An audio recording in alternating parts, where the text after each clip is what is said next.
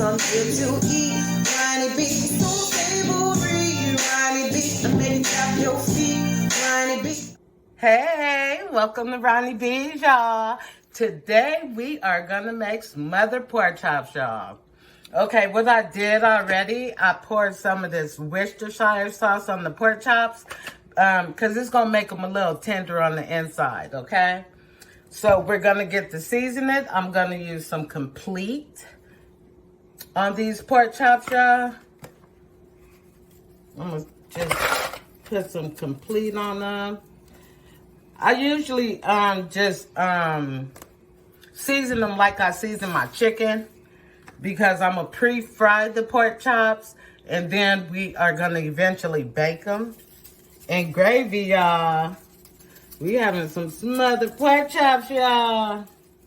Yes, Lord. Okay. Oh, I'm sorry. This was some Creole seasoning I put in there, y'all. And I love my Cajun. Y'all know I love my Cajun. I'm gonna throw some Cajun in here. Just season it like I do my chicken. And I'm putting those seasonings on top. I'm gonna just mix the pork chops together, y'all.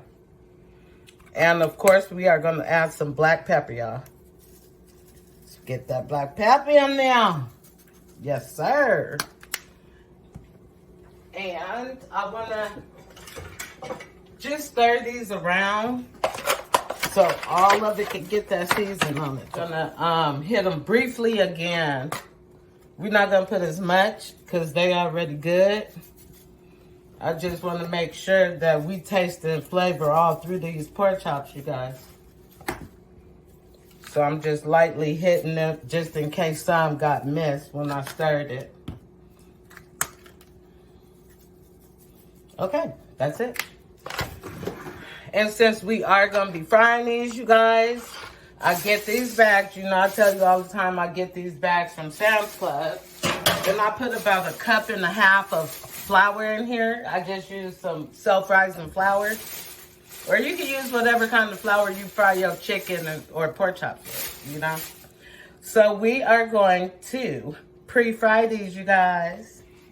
So we going to go to the stove. Okay. Okay, you guys, so I'm shaking these pork chops up real good, making sure flour get everywhere.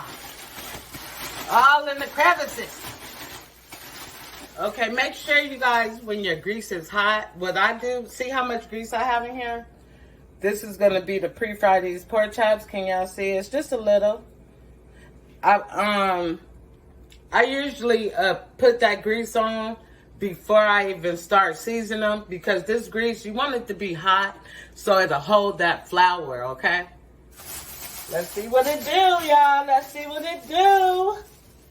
Here it is. See there? That's what y'all want. This is how you want it to go. Otherwise, see how the flour going off a little bit? If your grease not hot enough, it'll just run right off of that meat, y'all. And what we doing, we just pre-frying it. We are not cooking the meat. The meat gonna cook all the way in the oven. As a matter of fact, I'm gonna turn the oven on to 375. So I'm preheating the oven while I'm pre-frying these pork chops, guys. Yes, yes, yes. Look at that. It looks like you want to eat it right now, but we're gonna have smothered one. We're going to smother them. Oh, it already smells good, y'all. Yes, it already smells good. So get ready, y'all, because guess what? After I pre-fry those, I am going to put them in this pan. And then we are going to make a gravy. And we're going to use the same grease because that's where all the goodness, the seasons, everything. So we're going to use that when we make the gravy, okay? All right, y'all. Okay, guys, so this is what your pork chops should look like when you pre-fry them. Those are not cooked all the way. Those are crispy on the outside. And the reason, guys, I do that is because when it's baking in the oven, it'll hold together better. And so what I did, I cooked them on like kind of a medium high for about 4 or 5 minutes on each side. Now we finna do the gravy, y'all. Okay, you guys, so I put about 2 cups of flour in the pan that I fried the pork chops in, because I like all them goodnesses at the bottom. So that's what I'm gonna make my gravy with. And I did drain some of the grease, but I kept all the bottom stuff because that's where all the flavor is. So now with this flour, I'm just gonna continuously stir this. It's just some regular self-rising flour. You can use whatever flour you want for your gravy. But I'm just gonna stir this until it turns the color I want.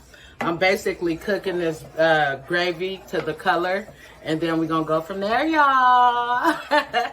Let's go! I do have the flour the color I want. This is the color that I was going for. And I just stirred over high heat until I got to this color, guys. And what we're gonna do now for this gravy, we're gonna start adding water. Whoa, look at that. Look at, guys. I'm definitely gonna have to put more water. And I'm gonna just continuously stir. And see, it looks watery, but this is gonna thicken up, so I'm gonna put some more water. When it cools, that's when it thickens up, guys. Yes. Okay, so what we're gonna do, we're gonna bring this back up to a boil, y'all. The same seasons that I seasoned the pork chops with, I'm gonna add some of that seasoning in the gravy too, y'all. Yes, let's go. So I'm gonna add some complete in there, you guys. We're gonna season this gravy. We don't want no good tasting pork chops, y'all, and no bland gravy. We ain't getting down like that. No, sir. So I put about 3 tablespoons of complete. And again, I'm doing everything the same except 2 ingredients. You'll see that in a minute. And I'll tell you why. So I'm just going to put in some of the Cajun that we used earlier. I mean, this Creole, y'all. This not the Cajun, but I am going to use some Cajun. Maybe a tablespoon. Of course, the black pepper. Throw some black pepper in there, tablespoon. Now, here's the Cajun. Let's put about a tablespoon of Cajun. I want my stuff seasoned, y'all. Okay, you guys, these are the 2 ingredients that I didn't use when I was frying the pork chops. I didn't use the garlic powder or the onion powder because that tends to burn the flour and stuff when you put it on, when you fry it. But I will be adding it in this gravy, y'all. Yes. Yeah, I don't know why, but whenever, I'm going to put a tablespoon of each. Whenever I tried frying with the powder, it always seemed to like make the food turn dark. And I didn't like that, so I'm just putting it in the gravy, you guys. It's going to be fire. And we will definitely be using this here Worcester sauce. I'm going to take the top off. I don't feel like playing with it. Yeah, that was about what? That wasn't no half a cup. That was like 3/4 of a cup, y'all. And now we are just going to keep blending this. Get all them seasons in there. This is going to be some good gravy, y'all. Hey, my grandmama taught me how to make this gravy. It's going to be good, y'all. It's going to be real good. Whenever I make this gravy, my house smell like how my grandma's house used to smell when she makes smothered pork chops. Yeah. The heat is gonna thicken up this gravy, y'all. And then when it cools thick, okay? So don't let the watery consistency fool you. Because this gravy gonna be thick, y'all gonna see. And it's smelling so good in here, y'all. It's bringing me back, making me miss my grandma. Yes. I miss you, Grandma. I'm glad I was able to learn some of her recipes, though, y'all. Yes. I'm waiting for this to come to a boil, but while I'm doing that, I cut up some bell peppers and some onions, okay? And I'm going to spread this all over these pork chops.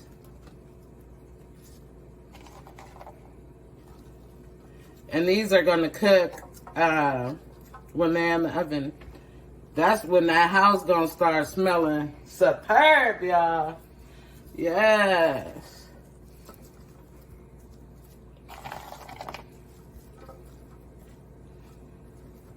Okay, that gravy is about right, y'all. Gravy, you don't want it to be too thick when you're stirring it on the stove before you pour it in there, because like I said, when it go in the oven, it's gonna heat up.